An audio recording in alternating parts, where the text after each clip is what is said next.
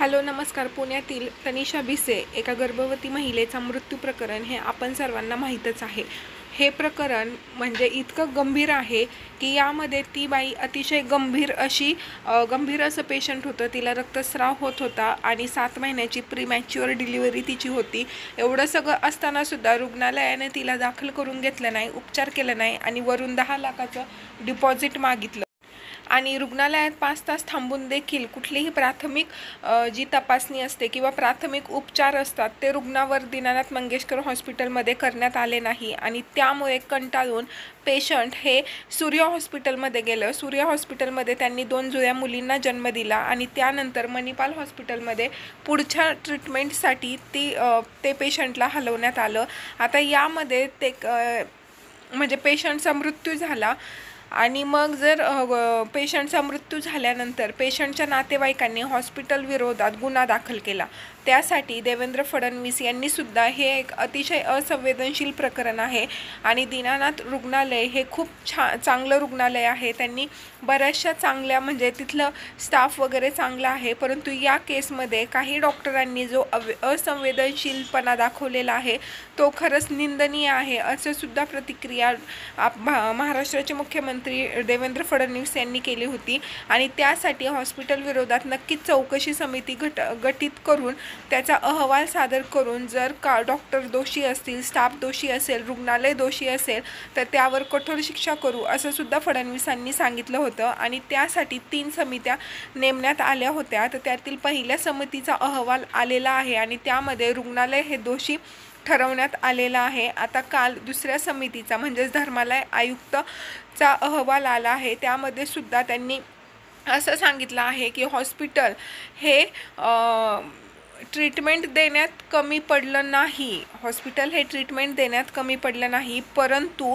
त्यांनी जे डिपॉझिट मागितलं आणि ट्रीटमेंटमध्ये दिरंगाई केली हे चुकीचं आहे. त्यांनी दीनानाथ हॉस्पिटल हे चॅरिटेबल हॉस्पिटल आहे, तर त्यांचे जे काही जनसंपर्क हॉस्पिटलचं कार्यालय आहे त्या थ्रू पेशंटला म्हणजेच भिसे यांच्या कुटुंबियांना 10 लाख डिपॉझिट जे मागितलं किंवा जो खर्च आहे तो समजून सांगून पेशंट 50% चॅरिटीमध्ये बसत आहे असताना देखील त्यांना मदत केली नाही. आणि 50% चॅरिटीमध्ये ते पेशंट बसवून त्या पेशंटला तात्काळ ट्रीटमेंट देणं हे गरजेचं होतं. आणि या ठिकाणी रुग्णालय दोषी आहे असं धर्मादाय आयुक्तांच्या अहवालामध्ये सांगितलेलं आहे. आता याच्यात तुम्हाला पुन्हा सांगते की त्यांनी ट्रीटमेंट दिली नाही व्यवस्थित असं नाही आहे, तर ती ट्रीटमेंट देण्यासाठी जे डिपॉझिट मागितलं आणि ते डिपॉझिट मागितल्यानंतर जे त्यांचं जनसंपर्क कार्यालय असतं त्यानं पेशंटला व्यवस्थित डिपॉझिट आणि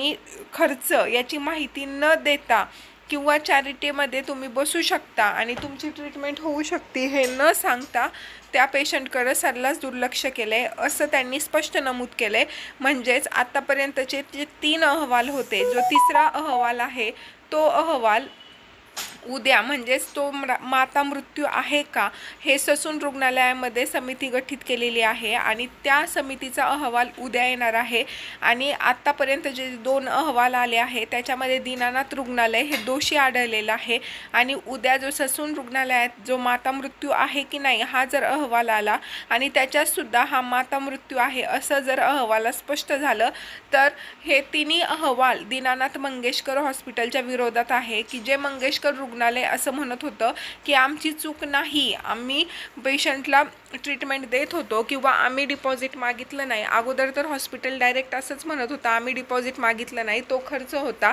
नंतर डॉक्टर धनंजय केळकर यांनी सांगितलं की राहू केतू काय त्या डॉक्टरांच्या डोक्यात शिरले आणि त्यांनी डिपॉझिट मागितलं आणि चौकोन करून त्या ॲडमिशन फॉर्मवरती 10 लाख डिपॉझिट भरा असं सांगितलं. हे केळकरांनी त्या दिवशी मान्य केलेलं आहे, डॉक्टर केळकरांनी. आणि हॉस्पिटलने जी पत्रकार परिषद घेतली होती त्यावर जेव्हा त्यांना काही प्रश्न विचारण्यात आले तर उडवाउडवीची उत्तरं देण्यात आली. आणि त्यानंतर जेव्हा त्यांना शक्य झालं नाही प्रश्नांची उत्तरं देणं त्यावेळेस त्यांनी पत्रकार परिषद सोडून ते गेले. आणि त्यानंतर मग त्यांनी आम्ही गुन्हे म्हणजे आमची काही चूक नाही हे दाखवण्याचा भासवण्याचा प्रयत्न हा हॉस्पिटलचा होत आहे. नक्कीच आता 2 जे अहवाल आहे त्याच्यामध्ये हॉस्पिटल दोषी आहे आणि आता त्यांच्यावर काय कारवाई होणार हे पाहणं नक्कीच महत्त्वाचं ठरेल. आता याच्यामध्ये एक सांगायचे, आता वेगवेगळ्या ठिकाणावरून वेगवेगळ्या प्रतिक्रिया ह्या मॅटरमध्ये आलेल्या आहेत. आता याच्यामध्ये खरंच विचार करण्याची गोष्ट आहे की खाजगी रुग्णालयामध्ये डिपॉझिट घेण्याचा खरंच रुग्णालयाला अधिकार आहे का? आता जे काही कलम आहे किंवा जी काही नियमावली आहे त्याच्यामध्ये रुग्णालयाला कुठल्याही पेशंटकडून इमर्जन्सी डिपॉझिट घेण्याचा अधिकार नाही आहे आणि शिवाय रुग्ण बरा होईपर्यंत त्याला पैशासाठी टॉर्चर करणं हे सुद्धा चुकीचं आहे. परंतु दीनानाथ मंगेशकरमध्ये ह्या केसमध्ये डिपॉझिट मागण्याची चूक झालेली आहे आणि त्यांनी ते डिपॉझिटसाठी पेशंटला ॲडमिट करून घेतलं नाही हे सुद्धा आढळून येत आहे.